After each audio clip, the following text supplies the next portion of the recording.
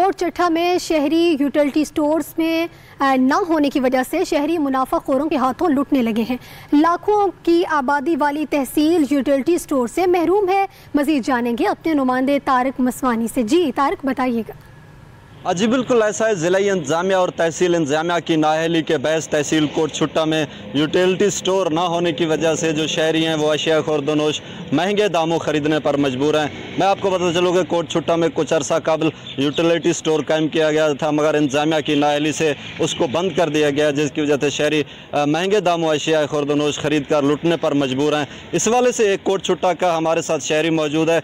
मज़ीद उनसे जान लेते हैं उनको क्या परेशानी है, वो हुकाम से क्या मुतालबा करना चाहते हैं। यूटिलिटी स्टोर कोट छुट्टा के शहरियों के लिए ज़रूरी है, क्योंकि हुकूमत की तरफ से जो भी सब्सिडी मिलती है या सहूलियात मिलती हैं, तो जब यूटिलिटी स्टोर नहीं होता यहाँ पे तो वो आवाम जो है ना उससे महरूम हो जाते हैं। उसके लिए अगर वो डीजी खान जाए तो यहाँ से 20-25 किलोमीटर का फासला है, वो उनको तो किराए के बाद में सारा नुकसान हो जाता है। तो हुकूमत से हमारी दरख्वास्त है कि हमें ये सहूलियात दें, यहाँ को यूटिलिटी स्टोर कायम किया जाए, ताकि हम हुकूमत की तरफ से मिलने वाली सब्सिडी उसको जो है ना यहाँ पर हम भी जो है हासिल कर सकें। जी, जैसा कि आपने शहरी की बात सुनी, शहरी का भी यही कहना है कि तहसील कोट छुट्टा में यूटिलिटी स्टोर कायम किया जाए ताकि जो शहरी हैं वो भी सरकारी रेट पर अशिया खुर्दनोश खरीद सकें। जी बहुत शुक्रिया आप